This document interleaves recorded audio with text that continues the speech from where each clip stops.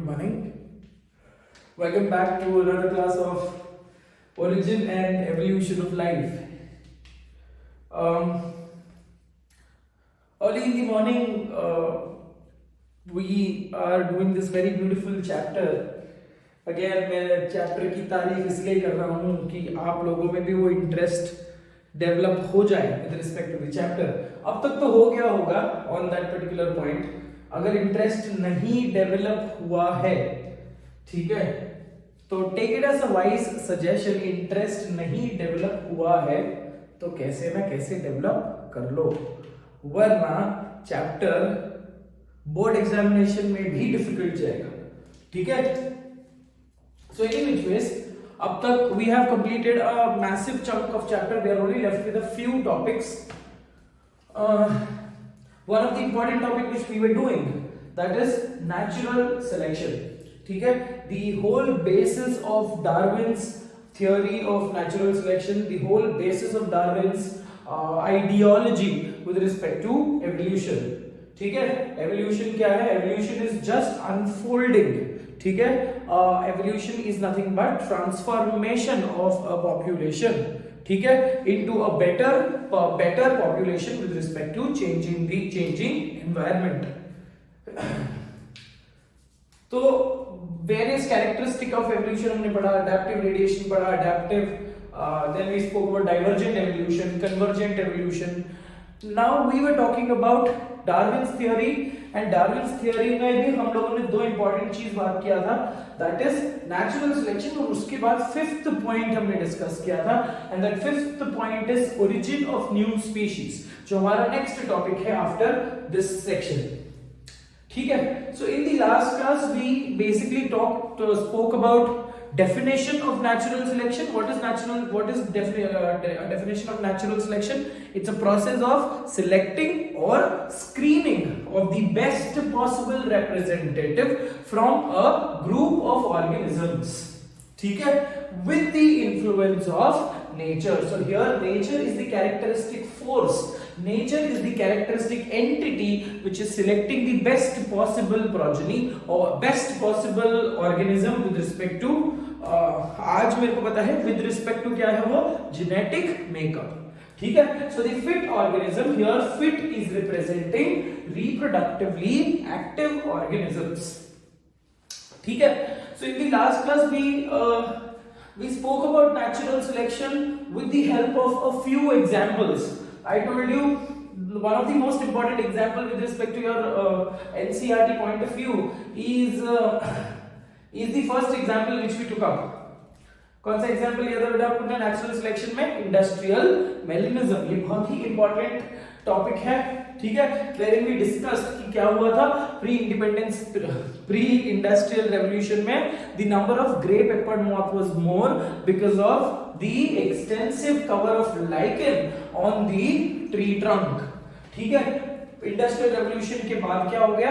Because of smoke and all, lichen stopped growing and the grey peppered moth would turn out to be a little more prominent than the black peppered moth. तो black peppered moth का number increase होते गया. ठीक है. तो इसका हमने दोनों अप्रोच लगाकर देखा. हमने इसको लमार्क का भी अप्रोच लगाकर देखा, हमने इसको डार्विन का भी अप्रोच लगाकर देखा. तो technically it is Darwin's theory and not it can not be applicable with respect to the Lamarck's concept. ठीक है. क्योंकि पोस्ट इंडस्ट्रियल रेवोल्यूशन के 50 साल बाद वापस कंडीशन रिवर्स हो गया. जो लमार्क का जो थ्योरी है it is absolutely against of it. ठीक है. So we spoke about 5 examples in the last class. तो those 5 examples only we will be talking about. उसी 5 एग्जांपल्स में से कुछ एग्जांपल्स हम लोग टाइप ऑफ नेचुरल सिलेक्शन में हम लोग आज बात करेंगे. ठीक है. सो types of natural selection, this is it is in your, if you read it in your NCERT, it is just summed up in one particular, not even they have occupied one particular page, half page में हम लोग ने ये section खत्म कर दिया है और एक ग्राफ दे दिया है और वो ग्राफ को खुद से एनालाइज करने को बोला है. ठीक है. So even if you read it in your notes and all, it is not very clearly given, and this graph is very simple to understand though, but still it develops a certain amount of confusion in your head. ठीक है. So today we will try to analyze the graph. We'll try to conclusively write what are the conclusions.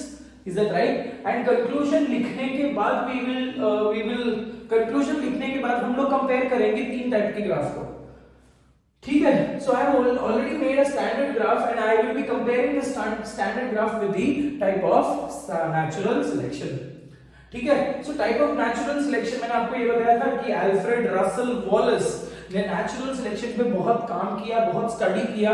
He studied the influence of the nature और उसने types बताए natural selection के, ऐसे ऐसे types है. So nature में जो selection का प्रोसेस हो रहा है that is a unanimous process. ठीक है. It is a unanimous process and it is favorable to the condition or to the environment in which the organisms are surviving. ठीक है. जैसे क्लासिक एग्जांपल फेवरेबिलिटी की क्लासिक एग्जांपल क्या है? HbA genotype is favoured in the regions of Shimla or in the regions of Arctic or in the regions of hilly areas, whereas the genotype HbA-HbS, which is a heterozygous genotype for sickle cell anemia, is favored or is selected in the regions of Africa. ठीक है. जो एक diseased phenotype है.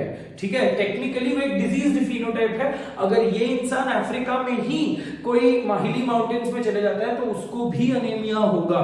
Is that right? But there large number of gene pool में the frequency, okay, gene pool में the appearance of HbA-HbS individuals are comparatively more because nature ने वहां उन लोगों को फेवर किया है.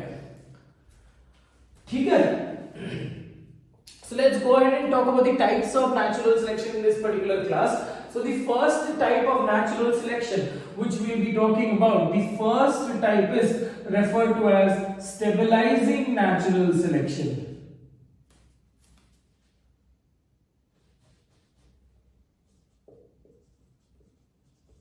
Stabilizing or normalizing natural selection.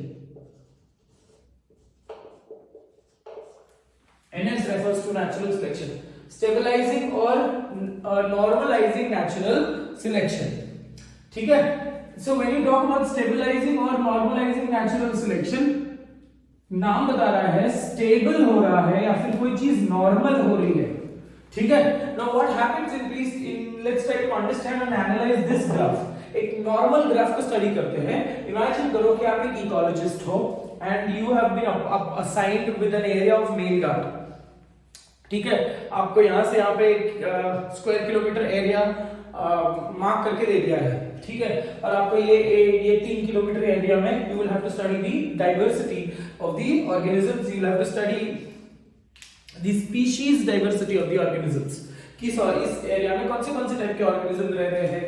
अगर स्पैरो रह रहा है तो कौन से डिफरेंट टाइप के कौन से कलर्स के स्पैरो रह रहे हैं एक्सेट्रा एक्सेट्रा. सो आपको ये सब चीज का एक डॉक्यूमेंटेशन करना है and you have to represent it to your guide. Let's say for example. ठीक है. तो ये एक स्टैंडर्ड ग्राफ है. We try to understand what are the characteristics, what are the features written in the standard graph. ठीक है. Here the x-axis, it's a simple bell-shaped curve where the x-axis is indicating the trait value. ठीक है. अब trait क्या है, character क्या है, ये आप चीज जेनेटिक्स में पढ़ ही रहे हो. So what trait and characters are different. Is that right? So when you talk about the trait value, please understand this. Trait value here refers to a type of ability. You can call it as trait is an ability on that particular point. ठीक है. तो अगर मैं trait value बोलूं, so here character के दो trait होते हैं. Is that right? Height is a character. Tall and dwarf are the traits. Height is a character. Tall and dwarf is a trait. So यहाँ पे अगर मैं बात करूँ बेटा trait value अगर मैं बात कर रहा हूँ तो it is a hypothetical. एक hypothetical भी नहीं बोल सकता हूँ, but एक ऐसा एक measurement की unit है, एक measurement एक assign करने वाला unit है with respect to the trait of the organism surviving in that particular area. तो imagine करो कि अगर मैं trait 0 से लेकर 70, let's say for example हम color of the feathers की बात करते हैं.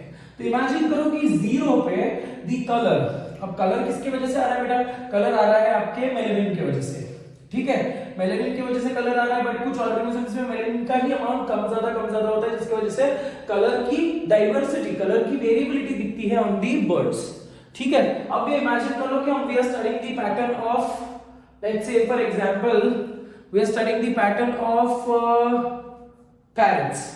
एक एवरग्रीन फॉरेस्ट है, इमेजिन कर लो एक कंप्लीटली डेंस एवरग्रीन फॉरेस्ट है, एंड वहां पे we are studying the quality of the colours of the bird, let's say for example. तो 0 से लेकर 70 100 तक होना चाहिए, बट मैंने जानबूझ के 70 लिया है बिकॉज़ यहां पे मेरे को वो 100 तक करवाना है। इमेजिन कर लो कि 0 is indicating white and 70 is indicating brown, ठीक है। तो व्हाइट से कलर थोड़ा सा डार्क होते जाता है एंड कलर हो जाता है ग्रीन, ठीक है।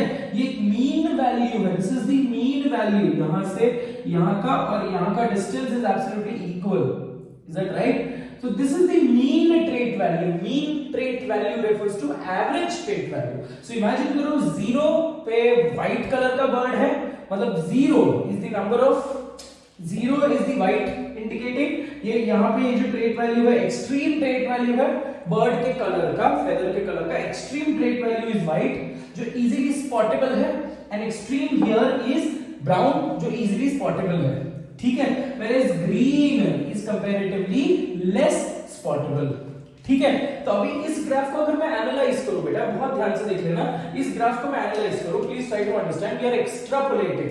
सो अगर मैं मानूं बेटा कि ये जो है this is the extreme trait value, क्या है ये? देखो एग्जैक्टली 0 पे नहीं है वो, एक्सट्रीम ट्रेट वैल्यू, आणि आपण શું છે? आपण एक्सट्रीम ट्रेट वैल्यू છે,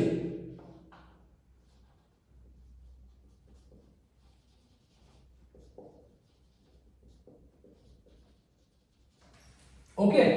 और ये जो है that is your mean trait value, मतलब एवरेज ट्रेट वैल्यू। तो यहां पे अगर आप देख रहे हो in a population, if you count the number of individuals, y axis is showing you the number of individuals. So imagine कर लो कि यहां पे इमेजिन कर लो कि ग्रेड 30 70 का कितना 40 ले लो या फिर 35 ले लो, ये इमेजिन करने के लिए बता रहा हूं, ग्राफ एनालाइज करने के लिए बता रहा हूं, ठीक है। Now let's try to extrapolate. अगर मैं ट्रेट वैल्यू 0 रखूं तो 0 पे मतलब व्हाइट कलर के पैरेट या व्हाइट कलर के बर्ड एक भी नहीं है यहाँ पे, ठीक है। अब थोड़ा सा ट्रेट वैल्यू को इंक्रीज करते हैं, मतलब थोड़ा सा ग्रे कलर के बर्ड्स दिखते हैं, थोड़ा सा और ट्रेट वैल्यू को इंक्रीज करते हैं, थोड़ा सा भी थोड़ी सी येलोइश कलर के बर्ड्स आने लगे, थोड़ा सा ग्रे डार्कर होते जा रहे। सो येलोइश कलर का अगर मैं ट्रेट वैल्यू इंक्रीज करूं एंड इफ यू काउंट तो these many are the number of yellow birds, और ट्रेट वैल्यू को इंक्रीज करो तो यहां तक मेरे लाइट ग्रीन बर्ड्स है, दिख रहे हैं? इसको एक्सट्रापोलेट करो यहां तक, तो इमेजिन कर लो कि नंबर ऑफ इंडिविजुअल्स काउंट करना है, नंबर ऑफ ऑर्गेनिज्म काउंट करना है, तो इतने मेरे ऑलमोस्ट ग्रीन कलर के बर्ड्स थे यहां पर, मतलब 0 से लेकर कोई वैल्यू रहेगा, लेट्स से फॉर एग्जांपल 1, ठीक है, और यहां पे 10 ले लो, ठीक है। तो 10 is the number of yellow colour birds. अब यहां पे आप इमेजिन कर लो 60 is the number of light green colour bird, ठीक है। और यहां पे इमेजिन कर लो 35 पे मतलब ग्रीन पे, ठीक है, डार्क ग्रीन या ग्रीन पे आपके पास let's say for example 80 number of birds है, ठीक है। So this is how you analyse this particular graph. तो अगर मैं आप ऐसे ग्राफिकल रिप्रेजेंटेशन दोगे और ये ग्राफ से हम समझ सकते हैं कि इस पॉपुलेशन में, इस एरिया में बर्ड्स का कलर ग्रेडेशन क्या है, ठीक है। सो नेचर हैज सिलेक्टेड 35 पे nature has selected green coloured birds, maximum average जो ट्रेट वैल्यू है, एवरेज ट्रेट वैल्यू को सिलेक्ट किया है नेचर में, या ओरिजिनल स्टेट कंडीशन है, ठीक है। What is stabilising? This is the original condition, पहले जो था, ठीक है। बट पहले वाले इस कंडीशन देखो, it is very simple to understand. अब जब मैं नॉर्मलाइजिंग या स्टेबलाइजिंग नेचुरल सिलेक्शन बोल रहा हूं, in the stabilising natural selection, please understand, I am writing it here, in the stabilising natural selection, first point, the stable groups the stable group amongst the organisms are selected. Okay, are selected to the maximum extent. दूसरी point हम लोग लिख रहे हैं, the extreme traits are limited or reduced. Okay, मतलब घूम फिर कर बात ये है बेटा कि नॉर्मलाइजिंग या stabilising selection, natural selection is such a condition where, ये आप समझते हो कि एक डेंस एवरग्रीन डेंस फॉरेस्ट में कौन ज्यादा सर्वाइव कर पाएगा, जिसकी फेदर ग्रीन कलर की हो या जिसकी ग्रेडेशन डार्क ग्रीन कलर की हो almost, which can help them to camouflage. ठीक है, बट वहां पे व्हाइट कलर का बर्ड इजीली स्पॉट होकर मर जाएगा, वैसे ही ब्लैक कलर या ब्राउन कलर का बर्ड इजीली स्पॉट होकर मर जाएगा. ठीक है, तो नेचर ने धीरे धीरे क्या कर लिया उस एरिया में, ठीक है, because it is an evergreen forest, उस एरिया में अब occurrences of white birds completely decreased. ठीक है, व्हाइट बर्ड का नंबर ही डिक्रीज हो गया और ब्राउन बर्ड का नंबर ही डिक्रीज हो गया. तो जो एक्सट्रीम ट्रेट वैल्यू थे, एक्सट्रीम ट्रेट वैल्यू वाले जो बर्ड्स थे, दे वर नॉट सिलेक्टेड. ठीक है, तो number of extreme trait values decrease and उसको ऐड किसने किया, मैंने बोला total number of population change नहीं हो रहा है, इमेजिन कर लो. ठीक है, तो इधर से एक्सट्रीम कॉर्नर में से बर्ड्स को निकाल दो और उसके नंबर को ऐड कर दो in stabilising.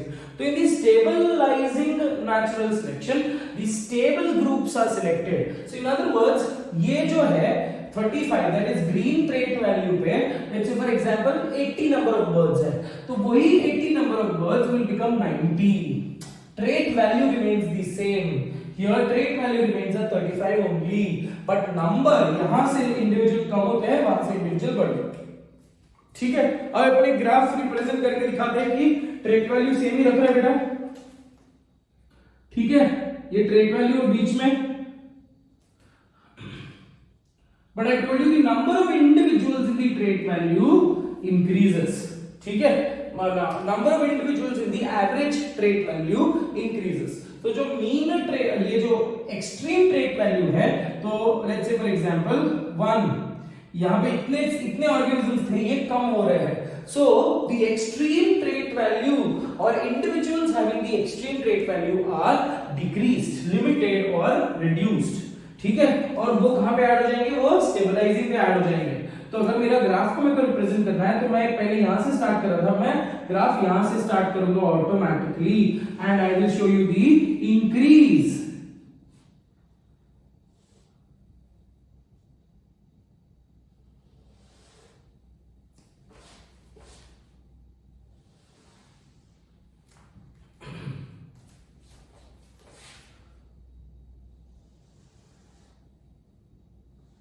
To be very precise on your, if you check in your NCERT, this is only given, ये तो मैं अभी rough diagram ऐसे बना रहा हूँ, which should look a little more perfect from your exam point of view, from your diagram point of view. ठीक है, आपको डायरेक्ट ग्राफ आएगा और ग्राफ आइडेंटिफिकेशन दिलाएगा. ठीक है, तो इस ग्राफ और इस ग्राफ में डिफरेंसेस क्या है, I told you here the number of, this is the average trait value, mean trait value है ना, ये क्या है बेटा, ये मीन ट्रेट वैल्यू है. तो मीन ट्रेट वैल्यू में पहले कितने ऑर्गेनिजम्स थे, यहां से लेकर यहां तक. अब कितने ऑर्गेनिजम्स है, अगर मैं एक्सट्रापोलेट करूं तो the number of organisms having mean trait value और एवरेज और परफेक्ट और stable trait value are selected.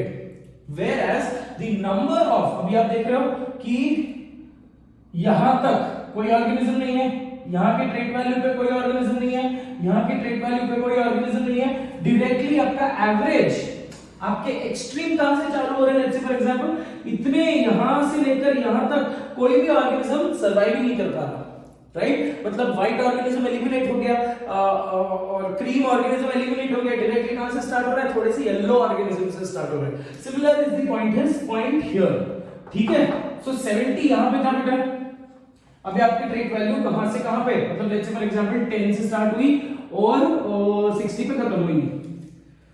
Are we understanding it? Here it was starting from 0 and it was ending at the 70. Here now it is starting at 10 and it is ending at 16. But यहाँ से organisms कम हुए, जो extreme organisms थे वो कम हुए, extreme traits are limited and they are added up at the stable selection, stable groups. So stable groups are selected amongst the organism, group of organisms. ये पहला point था, ये सेकंड पॉइंट था. ठीक है. अब थर्ड पॉइंट क्या है with respect to what do you see in this particular graph? The extreme, the mean trait value remains the same. So the mean trait value remains the same. ठीक है, वो shift नहीं हुआ है. Mean trait value is the same, but number of organisms occupying the mean having the mean trait value increases whereas extreme decreases. ठीक है. उसके बाद क्या लिखेंगे बेटा हम? The extreme values are repeated, mean trait value remains the same. ठीक है. क्या यहाँ पे अलीलिक फ्रीक्वेंसी चेंज हो रही है? अलीलिक फ्रीक्वेंसी चेंज नहीं हो रही. तो एक्सट्रीम को कंसीडर कर लो dominant, capital T small T, and ये मीन को कंसीडर कर लो कैपिटल टी स्मॉल टी. ठीक है. So number of individuals having capital T and small T are decreased, whereas यहां से वो कम होकर हेटेरोजाइगस इंक्रीज हो रहे हैं. So if you add up the total number of alleles, ठीक है, the allelic frequency remains the same. ठीक है. क्योंकि एक्सट्रीम कट हुए, एक्सट्रीम कम हुए, और वही एक्सट्रीम का जीनोटाइप अगर आपने एवरेज बनाकर डाल दिया तो ऑटोमेटिकली वो इंक्रीज होगा. We will talk about this when we talk about Hardy Weinberg principle. ठीक है. हार्डी-विनबर्ग प्रिंसिपल हम लोग ये बहुत ज्यादा डिटेल में डिस्कस करेंगे. For now just remember that the mean trait value remains the same, allelic frequency remains the same. Allelic frequency remains the same. Are we understanding this much? ठीक है. And such a type of natural selection is seen when the environment doesn't change, when the environment is stable absolutely. ठीक है. evergreen forest ही है. जब the environment is stable, technically the such type of stabilizing natural selection or normalizing natural selection is experienced in that particular area. So this type of natural selection is seen. It is seen when nature doesn't change. Nature does not change. तो समझ गए बेटा? ठीक है. सो पहला example आपको इतना ही समझना है. ठीक है. यही सब कैरेक्टरिस्टिक है. Extreme organisms having extreme trait value or extreme traits are decreased and they are added up, whereas इसके बदले में average number of individuals are increased because average number को ज्यादा advantage है in this particular stable condition. ठीक है. Trait value remains the same. Trait value में कोई चेंजेस नहीं आती है, but trait value, mean trait value वाले ऑर्गेनिजम्स का नंबर इंक्रीज हो रहा है. Is that very clear? ठीक है. One last characteristic which we need to also write down, that is the number. हम स्टडी कैसे कर सकेंगे? When the total number of organisms remains the same. ठीक है. Total number of organisms same रहता है, बिकॉज़ यहां से एक बंदा निकला, यहां से एक बंदा निकला, यहां पे दो बंदे ऐड हो गए, यहां से एक बंदा निकला, यहां पे दो बंदे ऐड हो गए. सो that is how it is increasing the stable number of population. ठीक है. So the total population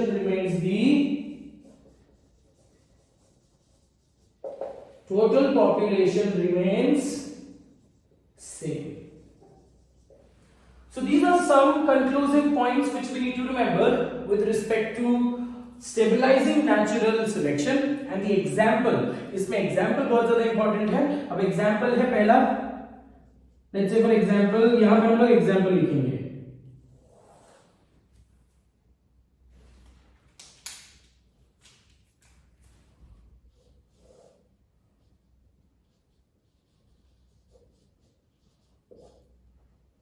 So stabilizing natural selection का एग्जांपल क्या है? तीन ही टाइप के नेचुरल सिलेक्शंस है. So stabilizing का एक मैंने आपको यही बोला. ठीक है. So in other words stabilizing में selection of green colored birds in an evergreen rainforest.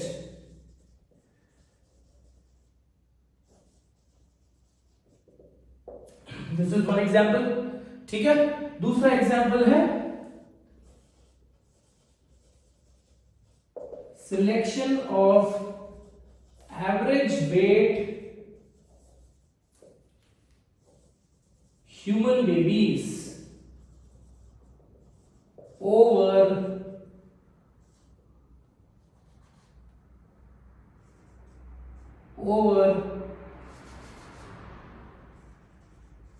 anorexic and overweight children.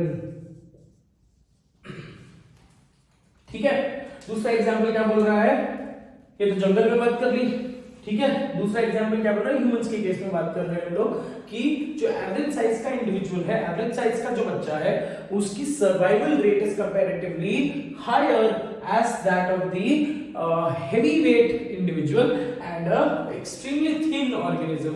Anorexic मतलब एक्सट्रीमली पीड़ित, भूखा प्यासा, ठीक है। सो जो एक्सट्रीमली वीक है, एक्सट्रीमली बारीक सा, पहले तो अभी तो जिंदा रहने की जो एबिलिटी है नेचुरल, इसमें बोल रहा हूँ, हॉस्पिटल में अगर मेडिकल हेल्प मिला तो कोई भी बच्चे को, मोस्ट ऑफ दी केसेस में बच्चों को बचाया जा सकता है। बट जहां पे मेडिकल फैसिलिटीज काम नहीं करती, जहां पे मेडिकल फैसिलिटीज के बारे में हम पॉइंट आउट ही नहीं कर सकते in the rural areas, if you study the conditions there, The average weight के इंडिविजुअल्स, एवरेज वेट के बच्चों को नेचर ने ज्यादा सिलेक्ट किया है ओवरवेट बच्चे एंड एनोरेक्सिक बच्चे। सो दोनों के कंडीशन में एनोरेक्सिक नंबर, मतलब पहले के जमाने में ऐसा होता था कि ओवरवेट बच्चे बहुत ज्यादा पैदा होते थे, ठीक है, तो अब उनका नंबर कम हो गया है, और एवरेज है ना, जब भी हम हॉस्पिटल में जब बच्चा पैदा होता है तो हम उसका वेट निकालते हैं, ठीक है। सो एवरेज वेट के जो बच्चे हैं उनका अपीयरेंस, उनका occurrences are comparatively increasing day by day. So that is one example of natural selection with respect to stabilising natural selection. ये एग्जांपल्स अगर एग्जाम में आए आपको और वो आपको पूछेंगे कि कौन से नेचुरल सिलेक्शन को बिलोंग करता है, सो इट इज स्टेबलाइजिंग और नॉर्मलाइजिंग। तो अगर कोई ऑप्शन में स्टेबलाइजिंग और नॉर्मलाइजिंग अलग अलग दिया है तो ऐसे घन चक्कर जैसे पागल जैसे मत करना कि दोनों अलग अलग ऑप्शन नहीं है, दोनों सेम है बेटा, ठीक है। तो थोड़ा सा यहाँ पे दिमाग लगाना है, बिकॉज ऑप्शन तो 4 आते हैं और हमारे पास टाइप तो 4 ही है, सॉरी टाइप तो 3 ही है, तो डेफिनेटली एक ऑप्शन में वो नन ऑफ दीज डालेंगे या ऑल ऑफ दीज डालेंगे या कोई एक टाइप का, एक नेचुरल सिलेक्शन का दूसरा नाम डाल देंगे। सो यहाँ पे थोड़ा सा प्रेजेंस ऑफ माइंड आपको यूज करना है with respect to your examination point of view, ठीक है। So I am erasing this particular graph for now because इसका काम खत्म यहाँ पे होता है, ठीक है। तो that is all with respect to stabilising natural selection. Now let's go back to the next type of natural selection, that is disruptive natural selection. पहले मैं इसको अच्छे से इरेज कर देता हूं।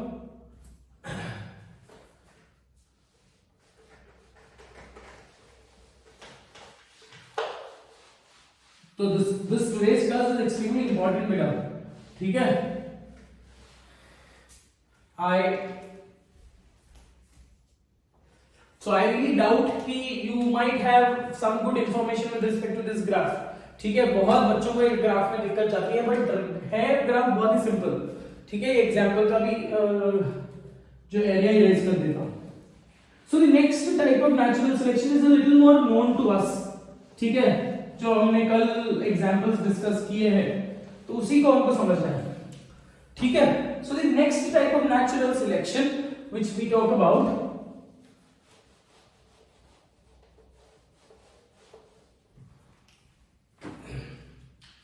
is second type of natural selection is directional natural selection, or progressive natural selection, directional or progressive natural selection, ठीक है। सो डायरेक्शनल या प्रोग्रेसिव, नाम बता रहा है कि डायरेक्शन मतलब एक डायरेक्शन में जाने वाला या फिर कोई जगह से प्रोग्रेस होने वाला। सो डायरेक्शनल या प्रोग्रेसिव नेचुरल सिलेक्शन में व्हाट हैपेंस, ठीक है, सो हियर ऑटोमेटिकली ये नॉर्मल कंडीशन है, ठीक है। अब यहां पे जो ट्रेट वैल्यू है, जो एवरेज ट्रेट वैल्यू है, वो थोड़ा सा शिफ्ट हो जाता है ऑन दैट पर्टिकुलर पॉइंट, ठीक है। मतलब try to imagine a situation of industrial melanism. तो एक जमाने में जब इंडस्ट्रियल रेवोल्यूशन नहीं हुआ था, तो that time grey peppered moth were favoured, ठीक है।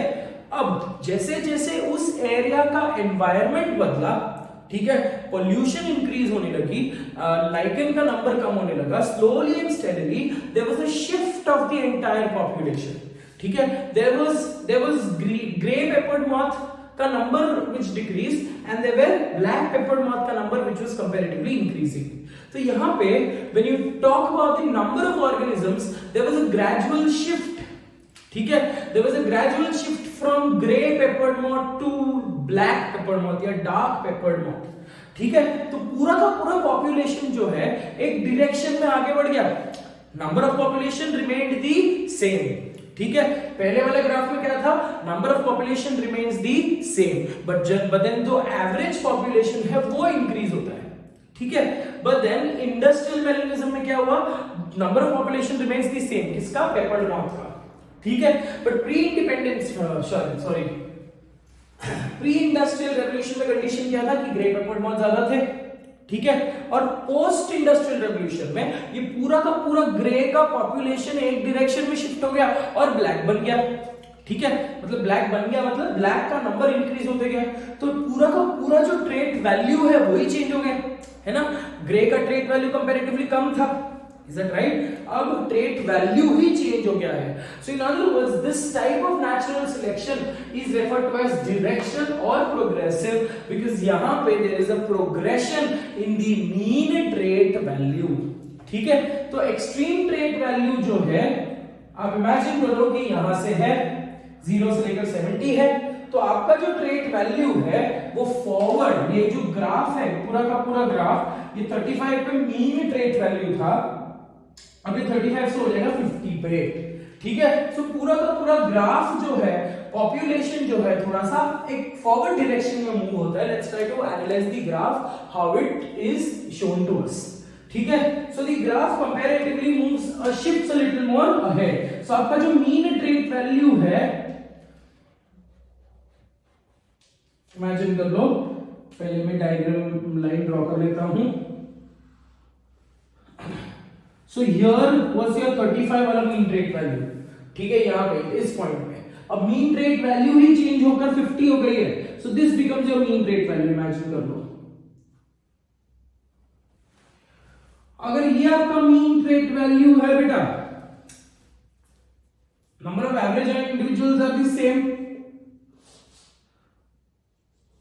अगर ये आपका मीन ट्रेट वैल्यू है, ठीक है, so somewhere down the line your graph should be a bell shaped curve, your graph should be a bell shaped curve,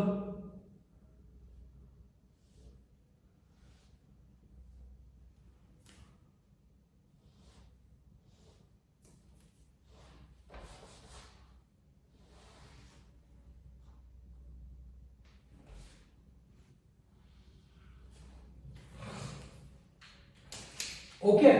So now you can see the number of extremes have increased, the number of extremes यहाँ पे number of extremes decrease हो गई है, ठीक है। So आपका जो mean trait value था that shifted,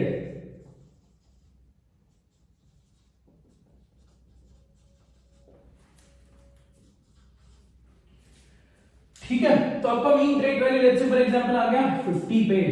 So here the graph, ठीक है, the entire population shifted in the forward direction, whereas उस पे फर्स्ट वाले ग्राफ पे the number of individuals, ठीक है, number of individuals the graph shifted in the upward direction, ठीक है। फर्स्ट ग्राफ में the graph shifted in the upward direction, the peak shifted to the upward direction, whereas here the peak is shifting to the forward direction, इसलिए इसको directional बोला है बेटा या progressive बोला है। ठीक है, सो पूरा का पूरा ऑर्गेनिज्म का जो ट्रेट वैल्यू है, मीन ट्रेट वैल्यू ही बदल रही है। Is that right? यहाँ पे कोई भी we can not get a concrete number on number of extreme trait value.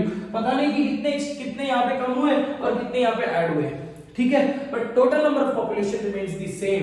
So industrial melanism में भी जो ग्रे पेपर्ड मॉथ का पॉपुलेशन था वो पूरा का पूरा पलटी मार गया and it became black peppered moth. ठीक है, so that is one example with respect to directional type of natural selection where your graph moves in the forward direction. Is that very clear?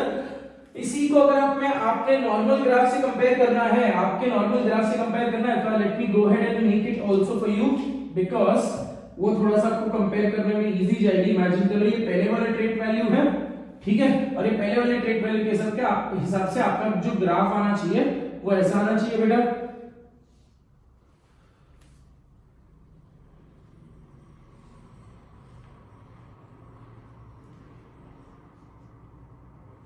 So this green वाला graph is showing you, इसको थोड़ा सा dotted कर लेते हैं।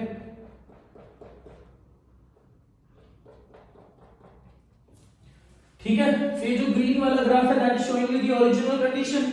ठीक है, और ओरिजिनल कंडीशन में आप देख रहे हो कि मीन ट्रेट वैल्यू यहां से लेकर यहां पे शिफ्ट हुआ है in the forward direction. Is that right? So directional natural selection में the trait value, mean trait value the mean trait value changes wherein the organism, a specific type of organism is selected. ठीक है, so in other words let's try and conclude these points here. One of the extreme traits, अब देखो black peppered moth में और white peppered moth में या light peppered moth में या ग्रे पेपर्ड मॉथ में डिफरेंसेस क्या थी? Grey is one extreme trait and black is one extreme trait.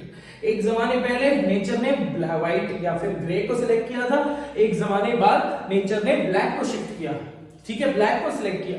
So both of them here are extreme trait. So nature has selected one of the nature has selected one of the extreme trait value. So one of the extreme traits are selected. ठीक है, second point क्या है बेटा? the mean trait value increases. अगर mean trait value increase हो रही है तो यहाँ पे अलीलिक फ्रीक्वेंसी भी इंक्रीज होनी चाहिए। So here we will also write the allelic frequency changes.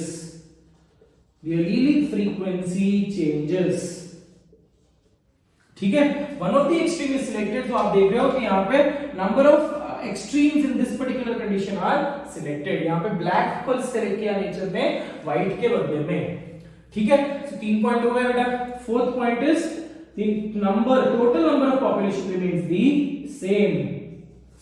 Total number of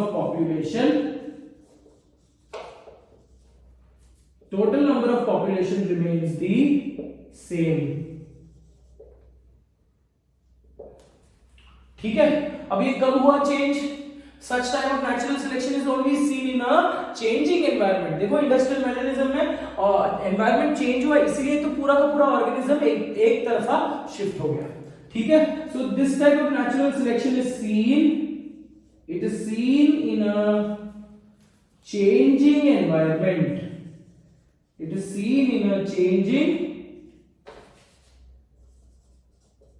environment. ठीक है बेटा, सो ये 5 पॉइंट हम याद कर सकते हैं। It is very simple on that particular point.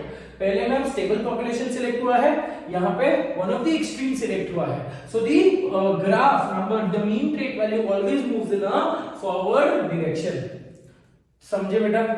ठीक है, सो एक जगह का एक ट्रेट वैल्यू कम हो रहा है, एक जगह के एक्सट्रीम कम हो रहे हैं और एक जगह पे एक्सट्रीम बढ़ रहे हैं।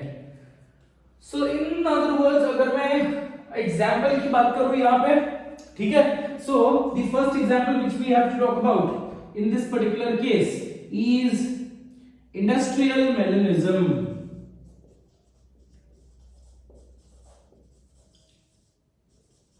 Industrial melanism is one example जहां पे पूरा का पूरा एक पॉपुलेशन ही चेंज हो गया, ठीक है।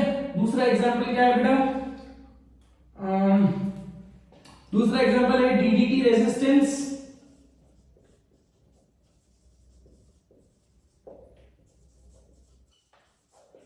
DDT resistance in mosquito. उस जमाने में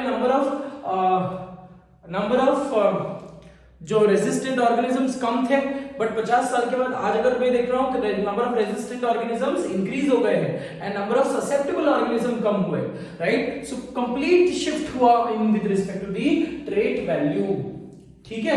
सो DDT resistance in mosquito. Third example is antibiotic resistance. Antibiotic resistance is another example. Is that very clear, beta? ठीक है। So that is the example of directional या progressive natural selection. Is that right? So let's go ahead and try and understand the third type of natural selection which we have to talk about, and that is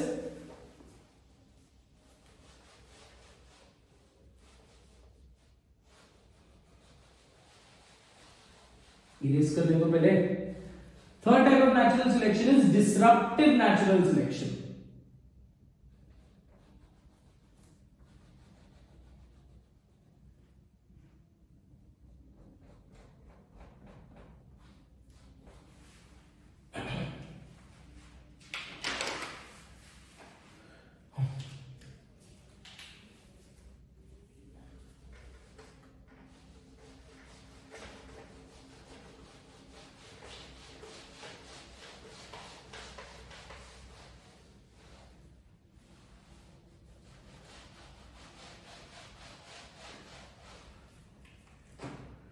So third type of natural selection which we have to talk about is disruptive natural selection.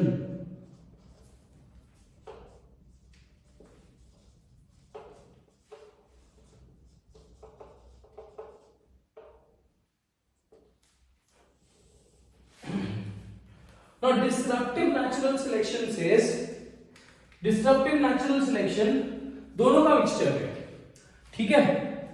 Stabilising natural selection में extreme लोगों का number कम हो रहा है और stable लोगों का number increase हो रहा है।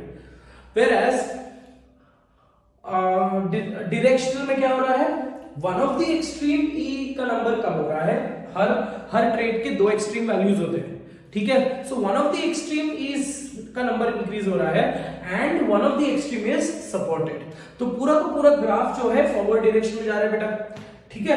अब डिसरप्टिव जो है, as you can see, as you can talk about this in the name disruptive, तो पूरा का पूरा पॉपुलेशन दो हिस्सों में डिसरप्ट हो गया, दो हिस्सों में बट गया, ठीक है। So here it is combination of both. अब कॉम्बिनेशन ऑफ बोथ कैसे? कि यहां पे both the extreme number of extreme values are selected, ठीक है। both the extreme values are selected whereas the number of average individuals are decreased, ठीक है। so एक population में अगर ये total number of population है बेटा, ठीक है। अब ये यहां पे इस तरफ एक्सट्रीम है, इस तरफ एक्सट्रीम है, तो टोटल नंबर ऑफ, पहले काम करते हैं, पहले वाला ग्राफ बना लेते हैं अपन, ठीक है। इमेजिन कर लो बेटा, पहले वाला ग्राफ अपन ऐसे बना लेते हैं।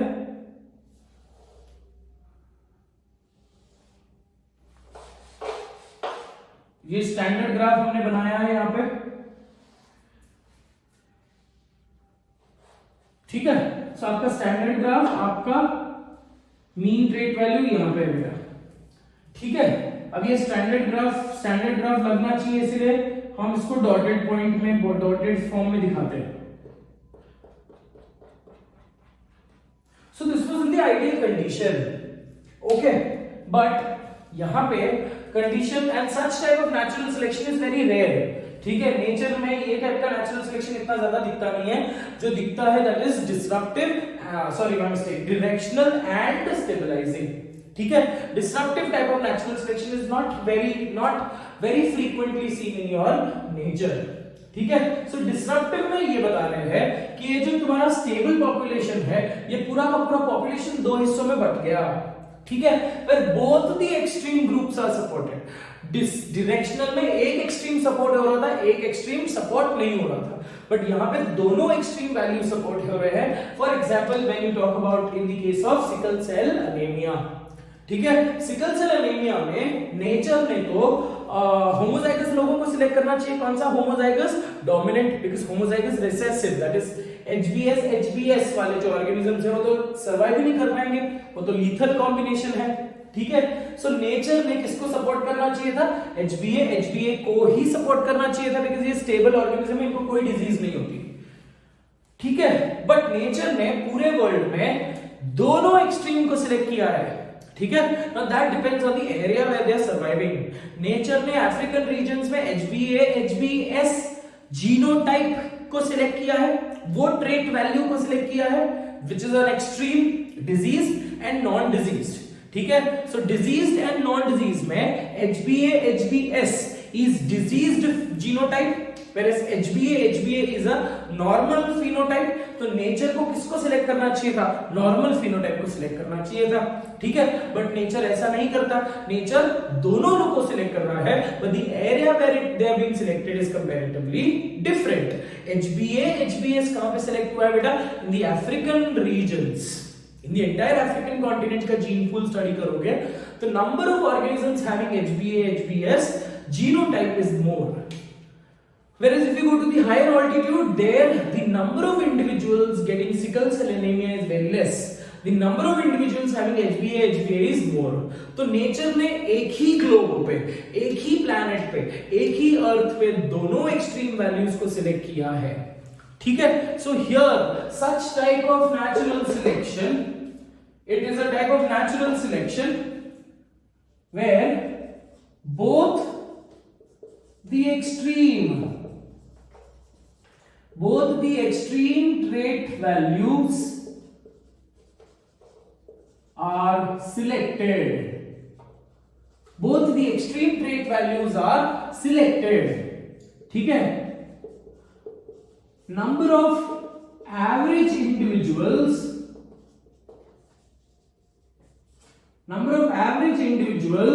decreases and number of extreme individuals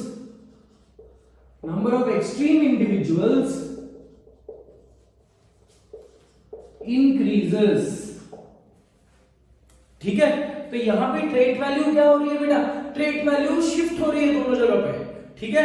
एक ही एवरेज जो ट्रेट वैल्यू था, अब number of average trait value decrease हो रही है और दोनों का अपना अपना एवरेज बन रहा है। एक्सट्रीम का तो कोई एक्सट्रीम ट्रेट्स का एवरेज बन रहा है।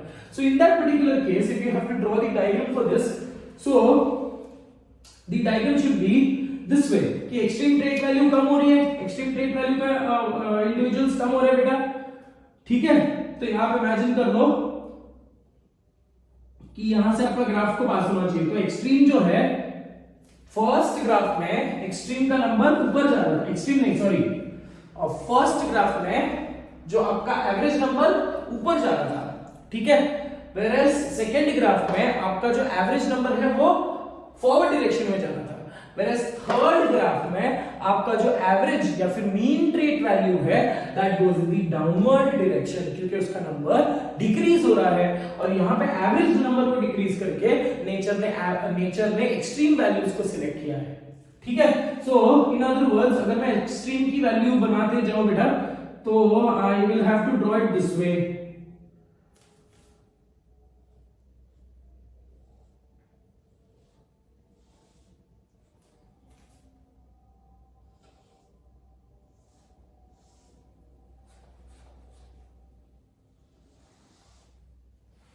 ओके, अब ये दोनों की अपनी अपनी एक्सट्रापोलेशन होगी बेटा, देखो दोनों की अपनी अपनी एक्सट्रापोलेशन होगी। ये इसका मीन है ना, मतलब ये एक्सट्रीम है, ये ऑलरेडी मीन था, ठीक है। सो द एंटायर ये एक्सट्रीम के लिए this is the number of population, ठीक है। whereas इसके लिए एक्सट्रीम की मीन वैल्यू ये है।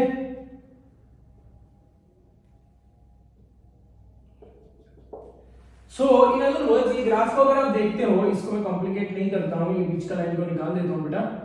अगर आप देख रहे हो बेटा कि the number of extremes have increased whereas the average, this moves in the downward direction, the average number of individuals decreases and the number of extreme individuals increases। ठीक है, नेक्स्ट लिख लो, this is the rarest type of natural selection, rarest type of natural selection in the nature। ये बहुत rare condition है कि ऐसे होता है। ठीक है, इसका classic example sickle cell anaemia. एक और एग्जांपल जो मैंने आपको नोट्स में दिया है which is not there from your exam point of view is selection of limpets. ठीक है, अब बहुत सारे इन लोगों ने, अच्छा मैंने आपको एक पॉकेट माइस का एग्जांपल नहीं बताया। एक बहुत इंटरेस्टिंग एक रिसर्च किया था लोगों ने in the regions of Arizona, Phoenix, Arizona is a state। ठीक है, तो एरिजोना में there was this Arizona still a desert। ठीक है, तो एरिजोना में उन लोगों ने ये स्टडी किया था कि एक जमाने पहले, ओके, जब डेजर्ट ही डेजर्ट था, तो एरिजोना का वो desert was conquered, it was completely captured by or conquered by pocket mice, brown pocket mice। ठीक है, पॉकेट माइस क्यों बोलते हैं? क्योंकि उनकी साइज बहुत ही छोटी होती है, पॉकेट में फिट हो जाती है। ठीक है, तो पॉकेट माइस का नंबर हम लोगों ने स्टडी किया था इन दैट एरिया। तो when it was a desert like condition, तो number of brown pocket mice का number of brown pocket mice was seen more in that particular area। ठीक है, और जो ब्लैक पॉकेट माइस थे उनका नंबर कंपैरेटिवली कम था। क्यों? बिकॉज डेजर्ट में ब्राउन कलर का बैकग्राउंड है, ब्राउन में ब्लैक को स्पॉट करना बहुत इजी है, ईगल्स वगैरह को। ठीक है, तो नंबर ऑफ ब्लैक जो ब्लैक पॉकेट माइस है उनका नंबर कम होते गया। ठीक है, ब्राउन को एडवांटेज मिल गई, वो कैमोफ्लेज होते गए। ठीक है, ओवर पीरियड ऑफ टाइम क्या हुआ, उसी एरिया में बसाल्टेशन हुआ। ठीक है, the entire Arizona was now starting to get covered with basalt rock। तो पूरा का पूरा जो बैकग्राउंड है वो ब्राउन से ब्लैक में कवर होने लगा। ठीक है, now what these ecologists saw, there was a gradual shift in the number of black pocket mice। so जो भी इससे पहले ब्राउन पॉकेट माइस का पूरा एरिया जो कॉन्कर किया था ब्राउन पॉकेट माइस ने, अब number of brown pocket mice decrease हो रहे थे और ब्लैक पॉकेट माइस इंक्रीज हो रहे थे। ठीक है, and when did they came to this conclusion, जब उन लोगों ने पॉकेट माइस को स्टडी किया बेटा, तो ब्लैक नंबर इंक्रीज हो रहा था, ब्राउन कम हो रहा था, बिकॉज ब्लैक बैकग्राउंड पे ब्राउन को स्पॉट करना इजी है। ठीक है, बट जब उन लोगों ने, because brown is the wild type, एक जमाने में वो Arizona inhabitedly, Arizona was a desert only. ठीक है, अब तो एनवायरनमेंट चेंज हुआ वहां का। तो when they studied it, when they carefully saw the structure and when they carefully saw the characteristic change in the brown pocket mice, तो under the belly region which was not exposed to the predator, वो belly region में there was no color change। मतलब जो brown pocket mice आपको दिखे थे, ठीक है, before Arizona, मतलब before basaltation, अब आफ्टर बसाल्टेशन जो ब्लैक पॉकेट माइस आपको दिख रहे हैं, उनकी under the belly region was still brown. मतलब here the nature is saying कि देखो this is a characteristic feature कि ब्राउन से ऑर्गेनिज्म ब्लैक में कन्वर्ट होते जा रहा है over a period of time. ठीक है, तो ऐसे बीच में कुछ ऑर्गेनिजम्स आ गए जिनकी पूरी बॉडी ब्लैक नहीं हो पाई। ठीक है, जो उनको रिक्वायरमेंट थी, आपकी रिक्वायरमेंट क्या है कि complete dorsal region should be covered by black hair, because that will give you an advantage, but under the belly is not being spotted. तो वो ब्राउन पॉकेट में, वो जो पॉकेट माइस की जो स्ट्रक्चर थी, उनकी under the belly it was still brown and over the body it was completely black hair. So this is also an example of directional natural selection। Directional, second number one। ठीक है। ये disruptive में classic example लिम्पलेट्स का भी एक आता है, एक इसका आता है बेटा, लिम्पलेट्स का एक एग्जांपल है और एक अपना सिकल सेल एनीमिया। अब लिम्पलेट्स का क्या था एग्जांपल, देखो limpets is a type of mussel, ठीक है, जो क्लैम्प्स हम बोलते हैं, it's a mollusca. So this was also studied कि एक एरिया में, एक सी शोर पे, एक पर्टिकुलर स्क्वायर किलोमीटर एरिया पे द नंबर, एक कंडीशन ये था कि there were two extreme value, two extreme traits. एक वाइट कलर के लिम्पलेट्स थे और एक साइड पे टैन कलर के, ब्राउन कलर के, है ना, थोड़ा सा कॉफी से थोड़ा सा डार्कर, और बीच में जो एवरेज वैल्यू ट्रेट आती है वो है लाइट कॉफी, ठीक है, व्हाइट और tan, white and tan. Tan का कलर आप समझ रहे हो ना, मेरी स्किन टोन टैन है, उससे थोड़ी सी एक डार्कर वर्जन होती है। सो दो एक्सट्रीम वैल्यूज क्या थे लिम्पलेट्स के, व्हाइट कलर के लिम्पलेट्स और टैन कलर के लिम्पलेट्स। इनकी एवरेज वैल्यू क्या होगी, कॉफी कलर के लिम्पलेट्स, ठीक है। But on that particular area, ठीक है, on that particular area both average number, जो कॉफी कलर के जो लिम्पलेट्स थे, they were easily spotted by the predator, तो एवरेज नंबर ऑफ इंडिविजुअल्स कम होते गए, वेयरएज व्हाइट कलर के लिम्पलेट्स जो थे वो इंक्रीज होते गए, because they could be camouflage with the help of white colour barnacle, ठीक है। Barnacle is also one of type of, आप ये ऑर्गेनिज्म एंड पॉपुलेशन में पढ़ने वाले हो, barnacle is also a type of Mollusca, ठीक है। सो बार्नेकल, वो पूरा जो रॉक्स था वो व्हाइट कलर के बार्नेकल से कवर्ड था और एक जगह पे ब्राउन कलर के बार्नेकल से कवर्ड था। तो जो टैन कलर के थे वो ब्राउन के ऊपर कैमोफ्लेज हो गए और जो व्हाइट कलर के थे वो व्हाइट के ऊपर कैमोफ्लेज हो गए, ठीक है। तो बैकग्राउंड कैसे था, व्हाइट था और ब्राउन था, बट उस व्हाइट पे भी लाइट कॉफी दिख जाता था और ब्राउन पे भी लाइट कॉफी दिख जाता था, ठीक है। बट तो एवरेज नंबर धीरे धीरे कम होते गए एंड एक्सट्रीम वैल्यूज जो थे, that is white and tan, extreme values got selected because of the background, because of the nature, because वो जो rocks थे धीरे धीरे, those rocks were now characteristically conquered by barnacle, because barnacle एक association, ये rocks के ऊपर जाकर बैठ जाते हैं, ठीक है। They're sessile organism, they don't move। आप ये organism population में पढ़ने वाले हो बेटा, barnacle का example, ठीक है। So this is the rarest type of natural selection, number of extremes, extreme population increases and number of average individuals decreases। Is that very clear beta? ठीक है। So these are the four major conclusive points, okay। एक और point हम लिख लेंगे, this type of natural selection is seen during, this type of natural selection is seen during adaptive radiation, adaptive radiation, okay। adaptive radiation में ये सब दिख सकता है, number of average individuals remains the same, allelic frequency remains the same, क्योंकि यहाँ पे number कम हुआ, यहाँ पे वही नंबर इंक्रीज हुआ, so allelic frequency remains the same।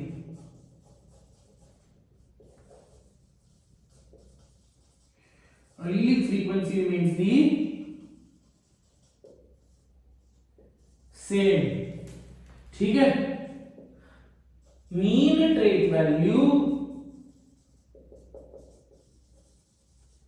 mean trait value decreases, mean trait value remains the same, mean trait value तो same ही है, मीन ट्रेट वैल्यू चेंज नहीं हुई है, मेरे सेकंड नंबर पे मीन ट्रेट वैल्यू शिफ्ट हुई थी, इंक्रीज हुई थी, here the mean trait value remains the same, but the organisms following the mean trait value decreases. Is that very clear? So these are the following features of the disruptive type of natural selection, ठीक है। Disruptive को ही dividing type of natural selection भी बोल सकते हो, ठीक है। इसका एग्जाम्पल क्या है, one of the example is sickle cell anaemia,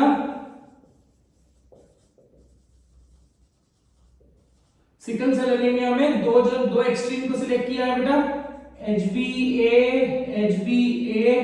and HbS, HbA, So this is a normal phenotype and this is a anemic phenotype. ठीक है, normal phenotype is selected in the high altitude and anemic phenotype is selected in the African regions या African continents.